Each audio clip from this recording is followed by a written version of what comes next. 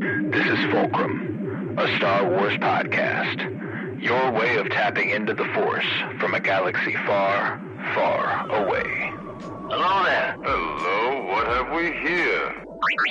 Here's where the fun begins. Count me in. Hello, everybody, and welcome in to Fulcrum, a Star Wars podcast. Today, we continue our rewatch of Star Wars Rebels, and Season 2 is reaching our penultimate installment, if not the show's penultimate installment, with Season 2 episodes 19 and 20. Episode 19 is titled The Forgotten Droid. It was written by Matt Micknovitz and directed by Mel Zwire and released on March 16th, 2016. Episode 20 is The Mystery of Chopper Base, written by Stephen Melching and directed by Bosco Ng, and it was released on March 23rd, 2016. I'm Colton Robertson. I'm joined by Joseph George. What's up, homie? Oh, what up, what up? Always a pleasure to be here. Oh, and it's always a pleasure to have you. Now, I mean, like, I don't want to get too far ahead of ourselves, but we finished these two episodes. We've only got 2 episodes left, and they're the Twilight of the Apprentice, and we know what happens there. I'm fucking ready, man. We're almost done with Season 2. How you feeling? Yeah, it is nuts. At the end of this episode, we're getting the very starts of that stuff. Right. With, I don't know, just the little tease with Ahsoka coming in at the end there. Yeah, Maury and all that. But, I thought last week, I said that I can't believe all this stuff is still about to happen. They're really going to have to ramp up production. They're going to have to get a bunch of stuff started, but not really. I don't know. We're still kind of doing the regular thing. I don't know. These they're kind of just 2 more normal episodes that we kind of got. Luckily, a highlight on Chopper though. We I don't know. Yeah. We get everyone else, but we finally got the Forgotten Droid, a droid episode completely. Love a droid episode, man. I do, and I love AP5 too. That's a wonderful, wonderful character. Yeah. One of the more underrated droids there is. Yeah, where is he? They fixed him back up. He's alive. I thought he died. I'm like, oh, that's why he never comes back up. But, oh no, he'll be around. He'll be around. Really? He just wasn't in this. He wasn't in this episode, but yeah, he's in future episodes. He's a recurring member of the Ghost crew. He's not always there, but when he is, he's a fun time. Yeah, I love AP5, and I love Stephen Stanton as a voice actor. And him voicing AP5 was really, really strong. He also voices Obi-Wan whenever he pops up as versus Maul and stuff. That whole sequence, that's him. That episode, Twin Sons, is Stephen Stanton as Obi-Wan. He's got a really good melding of the Ewan McGregor and closer to Alec Guinness voice. That's why I if you recall a couple weeks ago, whenever you did the trivia question about Obi-Wan's voice in Rey's Vision. Mm-hmm. And it was like it was both of them. I was curious if it might have been Stephen Stanton doing it because he was just at the ready, sort of. I don't think it was. We looked into it, but yeah, that's why I was like, it feels like it could have been. We were wondering how Alec Guinness ever said Rey, and and that's why I was like, it might have been this guy. But regardless, that's neither here nor there. Stephen Stanton's just a really good voice actor, and I love his work as AP5. I love when actors get to do droid work. I think it's a lot of fun. Richard Ayoade in The Mandalorian, he plays, I think it's a similar type of droid, but an assassin droid, who gets, like, he was a part of the Prison Break crew, and, like, he piloted the ship, and then that guy, like, that's a good actor who happened to do some droid work. Obviously, Sir Anthony Daniels as C-3PO. It's just a lot of fun whenever you see these sorts of characters. I love me some AP5. Yeah, AP. I thought that this was gonna be a Chopper episode for me, but it actually turned out to be an AP5. I feel like you can go with either or here, but Chopper was just. He's still doing his thing. Got some more a pretty big war crime here, I guess. That they. I wonder how many people were, how many troopers were in there whenever he blew them all out of the airlock. It didn't really seem like that many. No, but it's a couple. I mean, yeah. But then I guess all the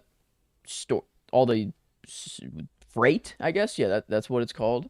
I don't know. It could have been nice if they could have just sent the troopers out and then kept all that cargo and then brought it back to the to the fleet. Right. But that's okay. I mean, he for thinking on his feet here, being all alone. You know, he didn't have anyone else in the crew. This is all Chopper, and even has, you know, resistance at first with AP5 before he starts kind of joining on his side, buddying up with him. Yeah.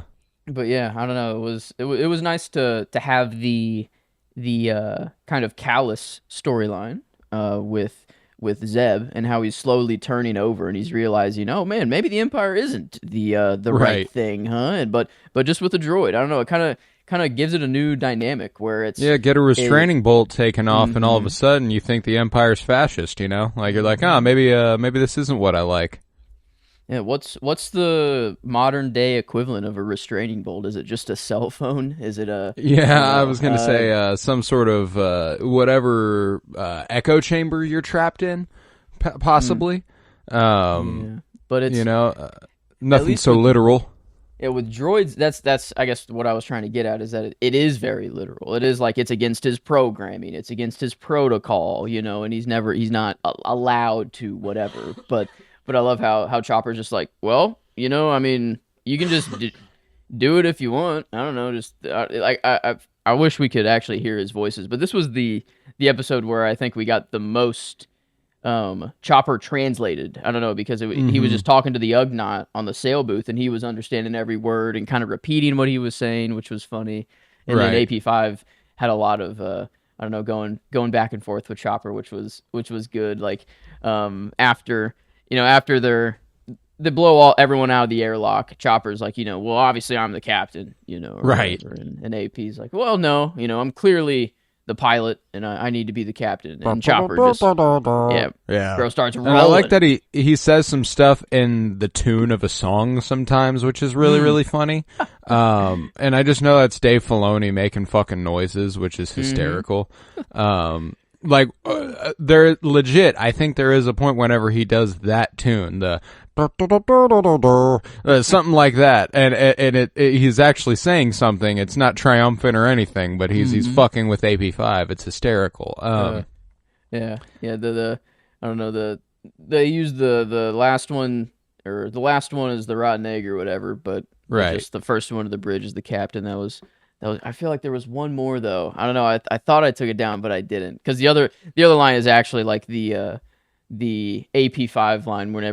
Whenever Chopper called him his friend, and then he's like, "But I'm your friend." I'm your you know? And he's like, friend. Oh, yeah. It was like, oh, it's like, yeah, he's never had to think of that before, and like that's why I thought AP5 was kind of the highlight here. Was like, and I appreciate the sort of softening that AP5 experiences when he learns Chopper is a veteran of the Clone War also.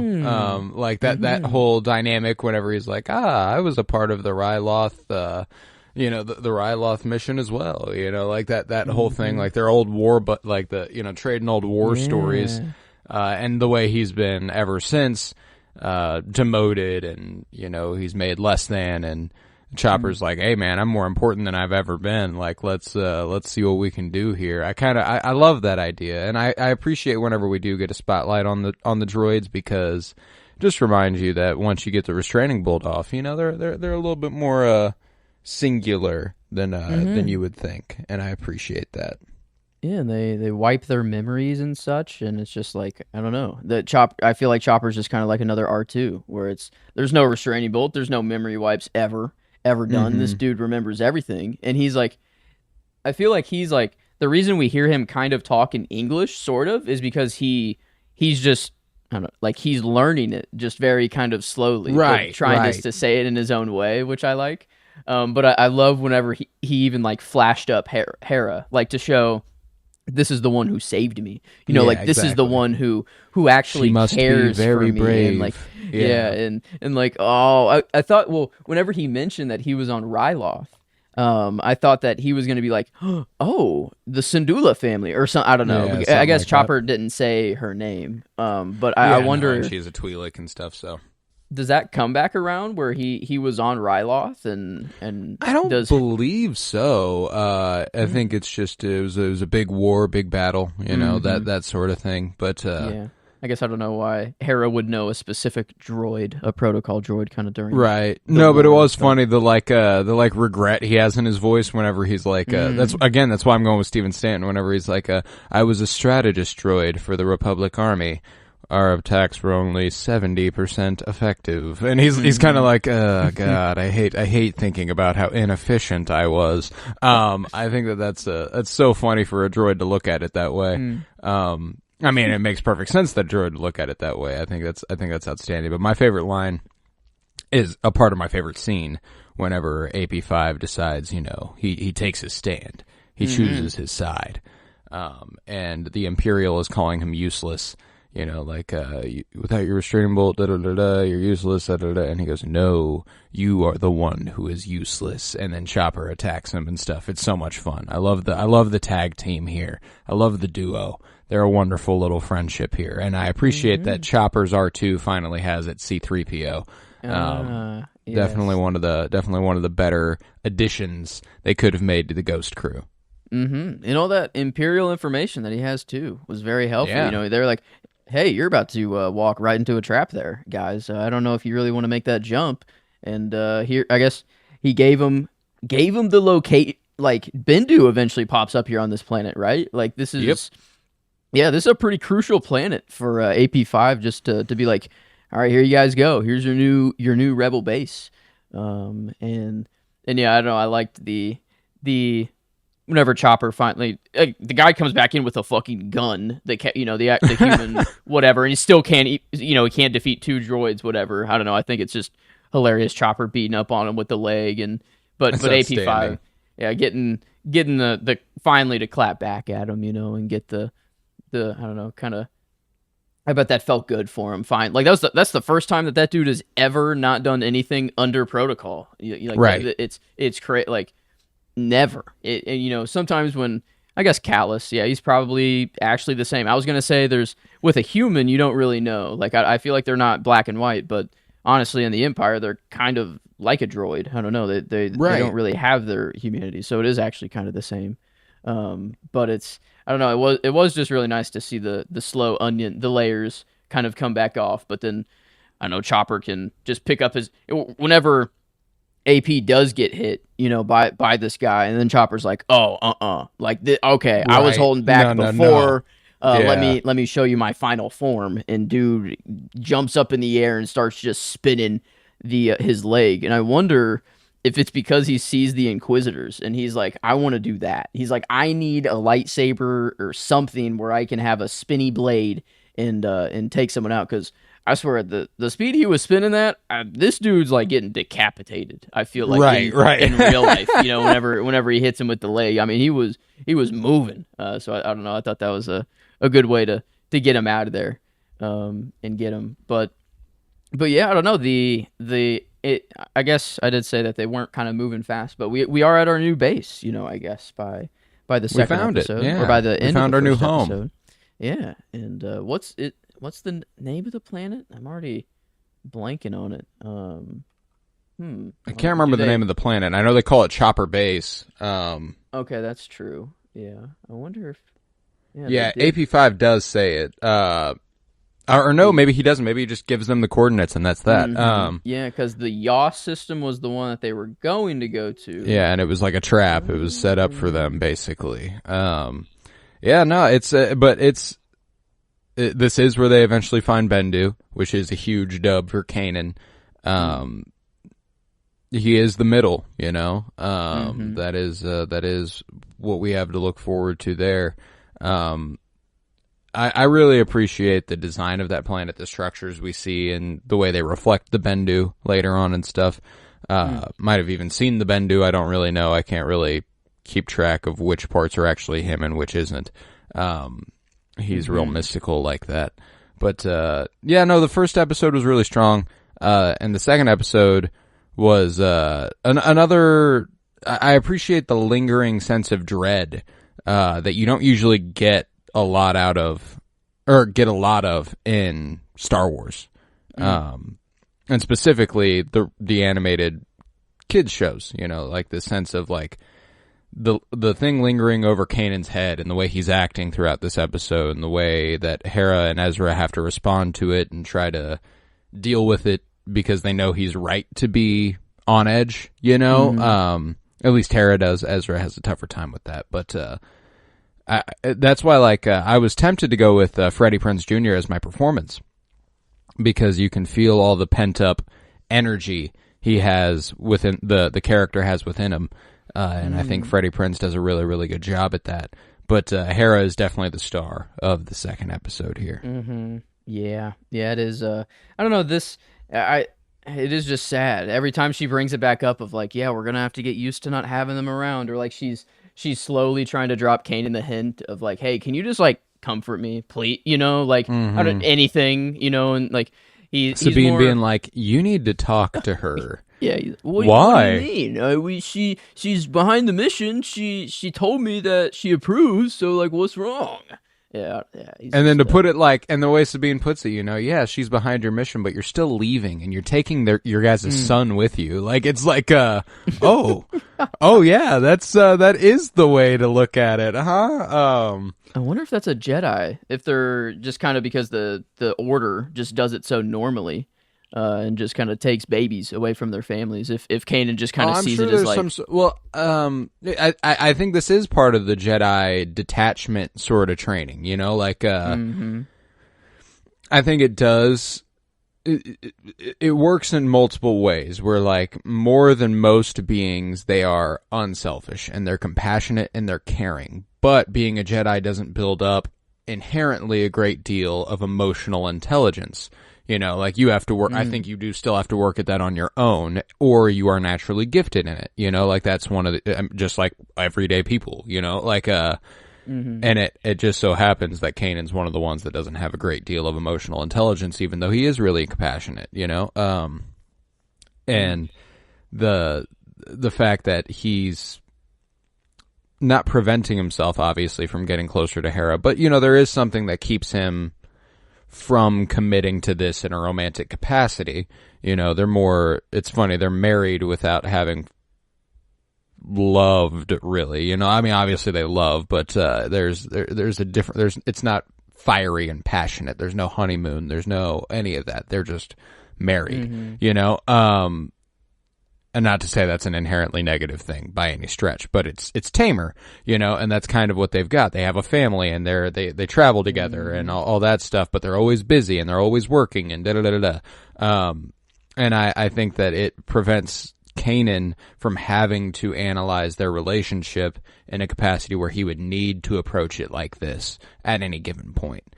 But now it's becoming unavoidable, you know?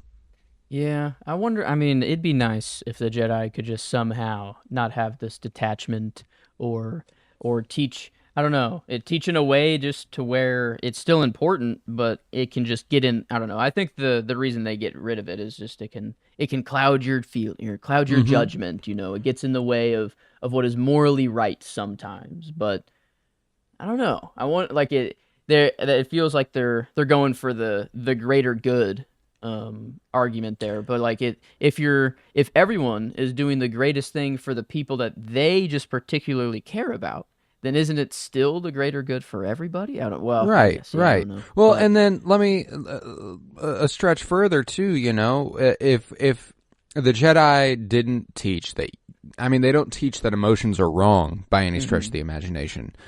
But using your emotions to fuel your decisions, they do teach us wrong. And I think by doing that, they decide not to deal with emotions at all, where that's obviously the incorrect route. I think that emotional training is every bit as important as physical training for somebody with the power that a Jedi possesses.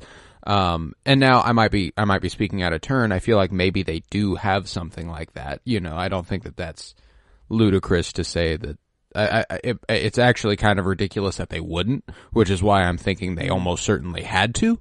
But regardless, like if you're going to teach people that they can't use their emotions the incorrect way, why wouldn't you teach them to use their emotions the correct way? I don't know. Yeah, I don't know.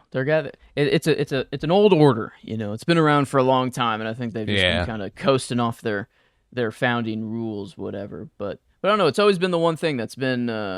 I guess at first I didn't realize it at all. I didn't even think about the Jedi taking just little kids away from their families and everything. But then I don't know. It's the only thing that kind of I can't get past ever is this kind of detachment thing. But because Kanan, while he's training Ezra, like it's very clear he's kind of having some like master soul, not totally, but like he wants to protect Ezra as if he is like his son, like it is his own, and it's like, well, you teach. Is that clouding your judgment right there? You're wanting to protect Ezra so much, and is that aren't you? Isn't that kind of by protecting Ezra here, they can protect the rest of their family from the Inquisitors. They can protect the rebellion by extension. Like he says to Hera, what you're doing here is important, but it will be for nothing if we stick around and let it fall apart. If we don't go defeat the Inquisitors, they will defeat us.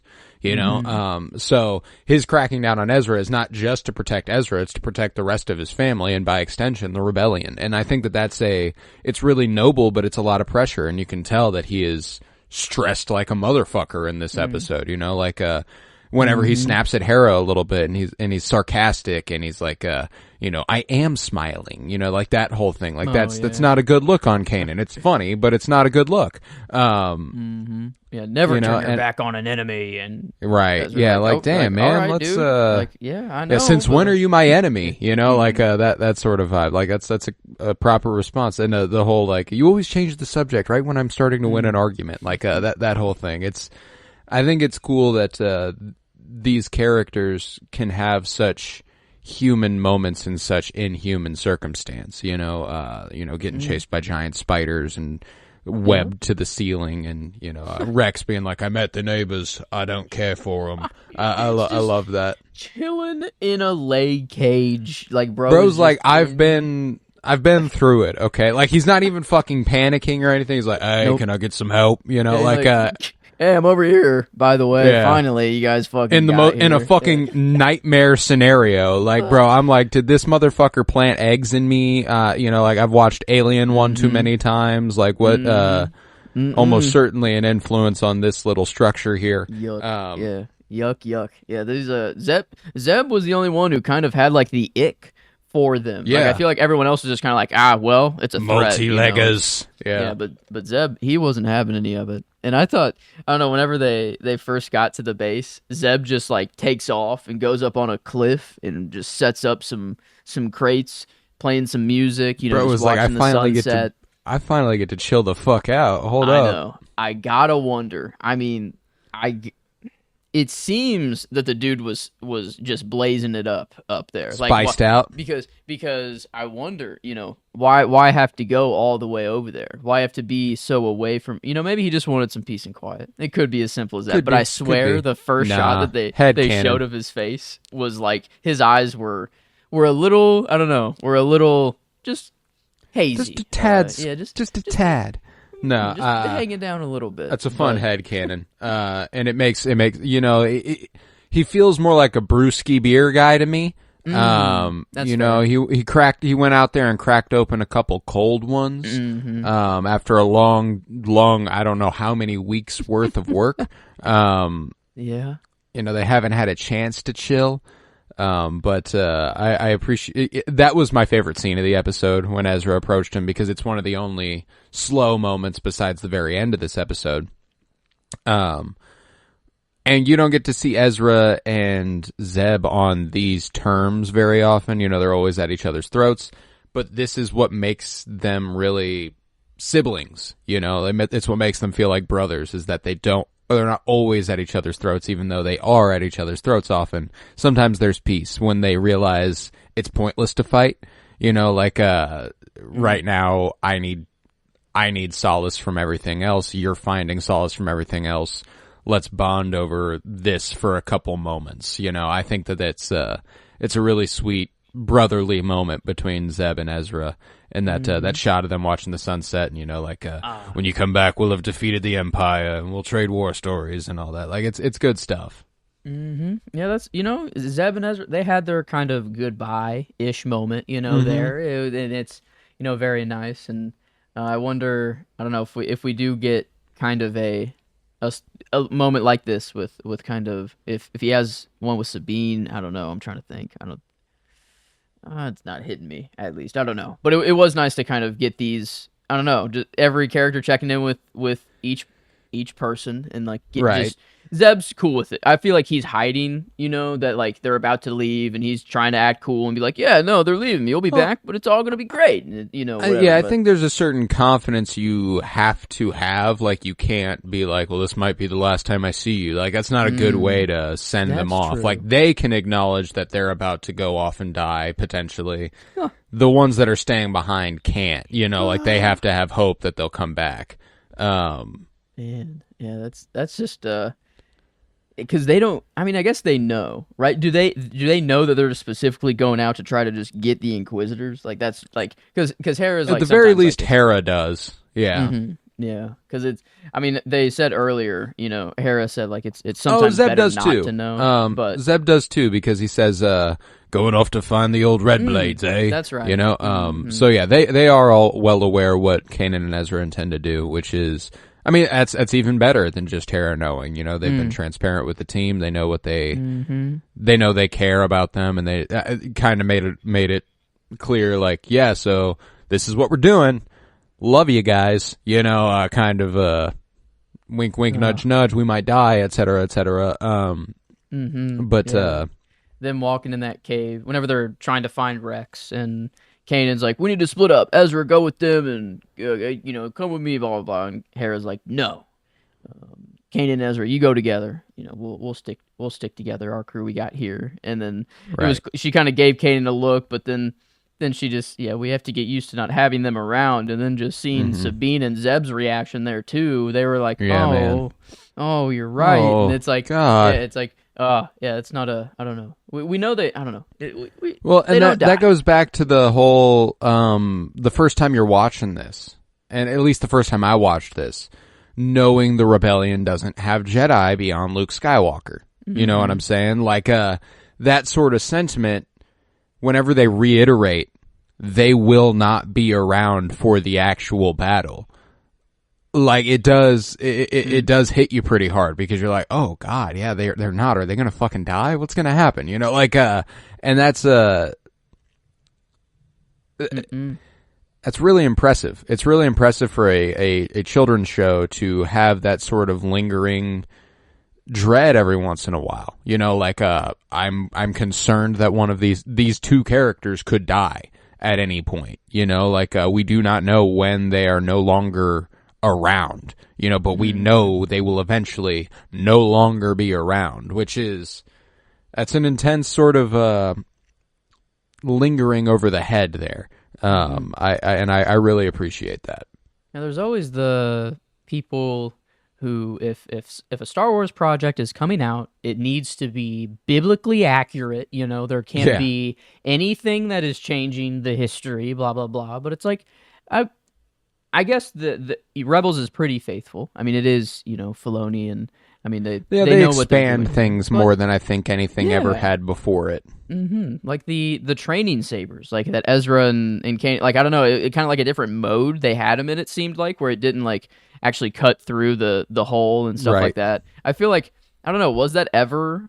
Have they ever shown that on screen other than on screen? Maybe in Clone Wars. I can't recall off the top of my head. It would make sense if it had popped up there. But yeah, no, you're right about that's what's cool about specifically Clone Wars and Rebels, and it's what's cool about a lot of Star Wars TV is at some point people stopped being okay with the galaxy expanding and decided it reached its limit. Like. They decided, okay, we know enough about what this galaxy is. Now you have to fit within those parameters. And on some things, I think that's fair, but by no means is that fair on every single thing. Like the Holdo maneuver, that's fucking awesome. I do not care that never happened before. You know what I'm saying? Like, oh, but that can't happen. Why wouldn't they just always do that? They hadn't done it before. That's why they don't always do it. Like that's why it's fucking cool. I don't know. Like that just feels it feels like it's in bad faith whenever people approach things like that. And that's why I love Rebels, is that it challenges your understanding of what this universe is and makes it bigger. And I think that that's really, really cool. Like we said earlier, the Bendu is around the corner. And, you know, Inquisitors hadn't been on screen before this show. And, you know, like now Vader has apprentices, and, you know, Anakin, that's what Clone Wars did for us. It expanded our understanding of Anakin. He has Ahsoka now, you know, like that sort of thing. It's cool that that Star Wars isn't afraid to expand where, at least it didn't used to be afraid to expand, our understanding of the universe. I do fear that going forward post Acolyte we might run into a little bit of a problem there, but yeah, it's gonna.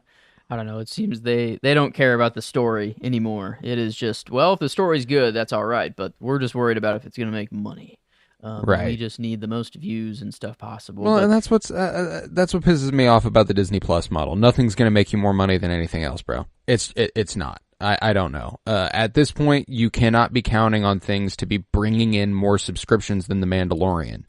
That's just not going to happen. You know, Andor won a ton of fucking Emmys and has, like, bottom 3 viewership for Star Wars shows. You know, like, that's why, like, I don't know, man. I don't know what the way to go is, but the streaming model is just not something conducive to making money, which is what they're worried about. So they keep making things and they keep canceling them. I mean, Star Wars isn't really guilty of canceling stuff beyond the Acolyte. Everything's just kind of one season until said otherwise. Yeah, and then if it's successful enough, we'll give you another one. If not, oops. I and how do you determine if it's successful enough? It's bullshit. I can't stand it. I don't like that. But maybe if we just had, you know, like network television used to be, is whenever a show was coming out, and then before they told you the show was ending, you just thought, okay, well, next year there's gonna be another season. I don't like, it's just right. That's kind of used the way to be the way thought. TV worked. Yeah, and it'd be so nice if there was just another animated show for Star Wars that we knew we were gonna get something every year. But it's just maybe it isn't just one time period. It is just Star Wars animated. I don't know, or like just Star Wars, and just it's the show that's on Disney Plus, not for just 1 month, you know, or 8 weeks to try to get people to subscribe, but all the time. You know, I don't know that. I guess that's a lot of episodes, but I feel like right. I get the idea what you're saying. Like commit to making something like that, and people will watch. You know, like I don't know. It just feels so. It feels icky right now, and we're still making good stuff. Obviously, good stuff slips through. You know, Andor, The Bad Batch, The Mandalorian for a couple seasons. But by and by, we need to rein it in. You know, Acolyte. I thought the Acolyte was hella good. You know, like I can't wait for Skeleton Crew. I think that's going to be a lot of fun. But the whole, like, we're planning on doing a season 2 if season 1 does well. Yeah, that's how TV works. I don't know. Like, what do you fucking mean? Yeah, I mean, you should be hoping the season 1 does well. You know, you should be confident that it is good, and you know, I don't know, you want to put it out there. Plan for season 2 and then decide whether or not you're going to make it. I don't know. I guess that's what the Acolyte did, but fuck it. I guess did George truly know he was making a full trilogy whenever he just released the first one? Did he? No, you know, no, he did not. It was probably just well, fuck. Now I kind of have to keep it going. He wanted to, but financially he just needed to know other. But that's the thing, is that Disney, it's Disney. It's not an independent film, you know. And I guess Star Wars wasn't truly an independent film. It was 20th Century Fox, etc. But and Lucasfilm. But there's, I don't know. You're too big to fail at this point.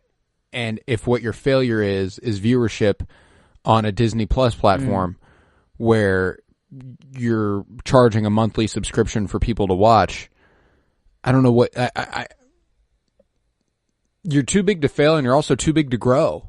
You know, like there's nowhere to go up from here. You know, so I don't know why you expect to keep going up. It's not possible.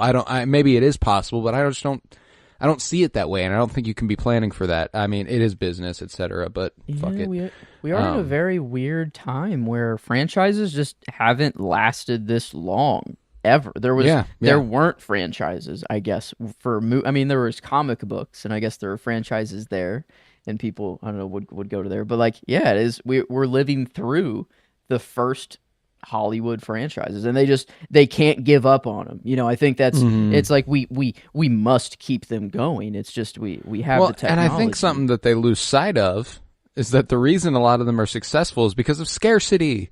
That's why Star Wars was so successful for so long. It's why The Mandalorian got so much fucking viewership, is because it was the first Star Wars live action series, and they're like, holy shit, they love live action series. Let's give them one every year. Well, no. You know, like, that's not what that means.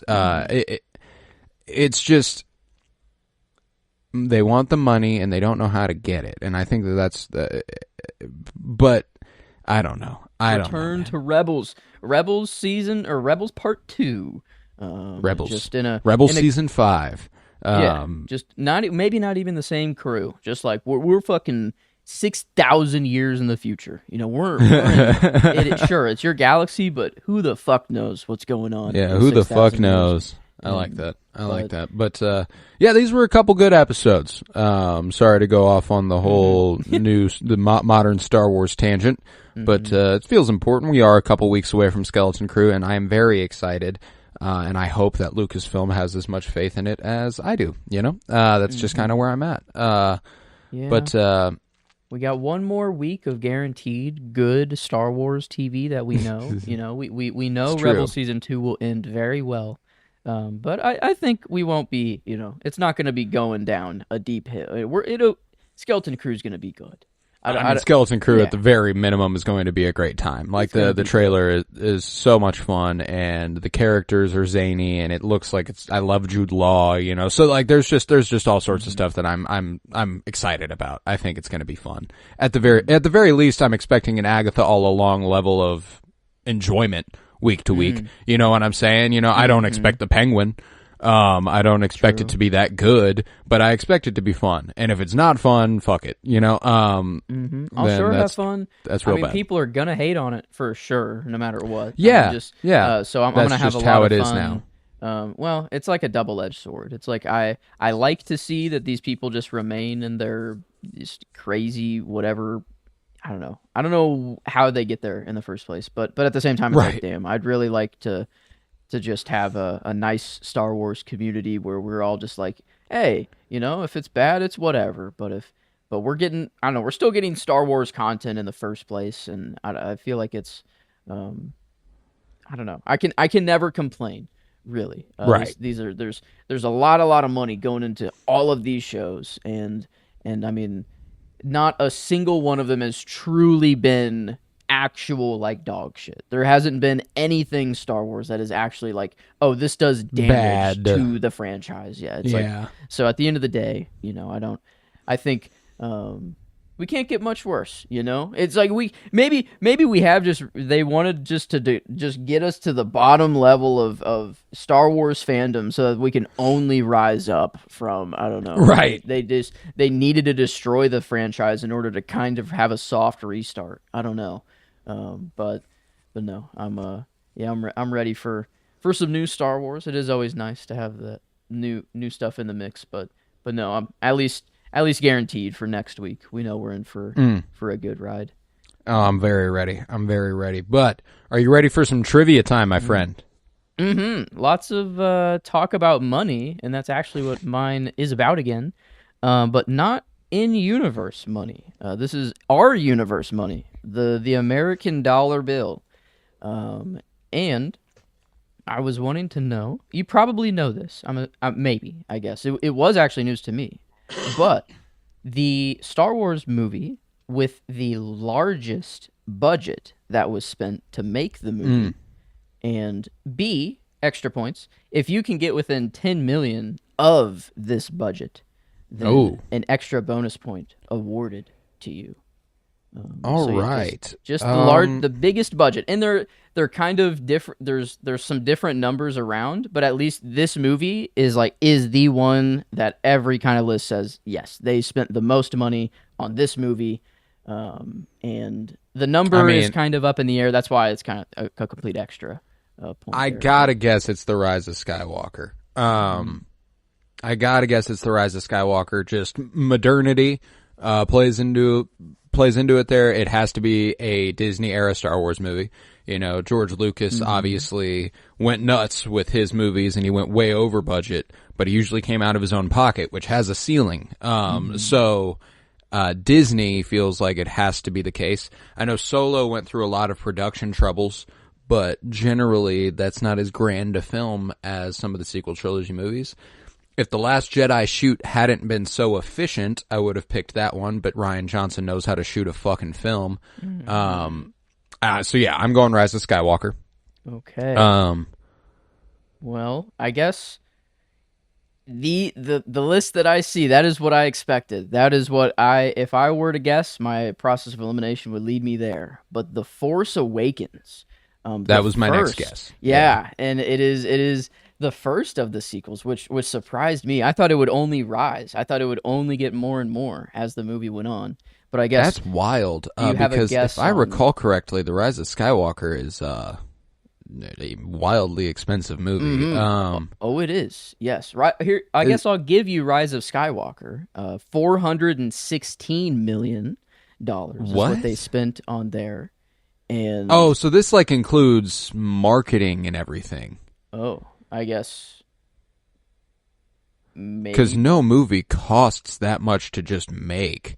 Yeah, I guess this just, I don't know. It has every Star Wars movie, and I guess budget. It's going off of box office. Yeah, I wonder, just straight from the box office. Yeah, I wonder. It says where they are pulling it from, but not necessarily what it includes. But yeah, you're right. That does actually seem very, very inflated, kind of. But I guess all of them kind of are here. Right. It's proportionally inflated. That's okay. That's fair. Then my guess would be if Rise of Skywalker was what, 415 million? Is that what you said? 16. But yeah. 450 million? Hey, there you go. I said within 10 million. It was 445. So okay. So yeah, but I guess the main thing was the surprise for me. I thought it was going to be Rise of Skywalker for sure.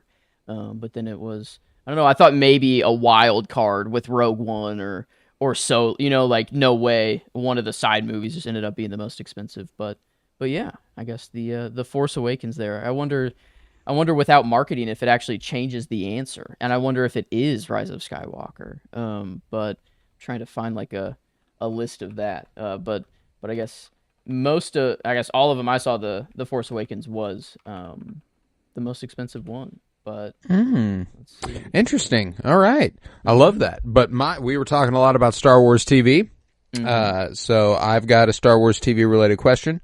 Now this has some stipulations. This is in the modern era, starting with Clone Wars. Does not include shorts like Visions or Tales of the Jedi or Tales of the Empire. Okay. How many episodes of Star Wars TV are there? Oh shit! Oh figgity frack. Okay, let's see. And I will give you a range. I will give you a range of 10 in either direction as well. Okay, that's cool. That's good. That's nice. Mando. Let's see. Can I remember how many episodes are actually in a season? Because I'm terrible with this. Are they the same every season? Okay, I know Book of Boba Fett's 6 episodes. Obi-Wan is 6 episodes. Andor is 12 episodes. So they were at 24. Let's see. Ahsoka was 8? Maybe 8?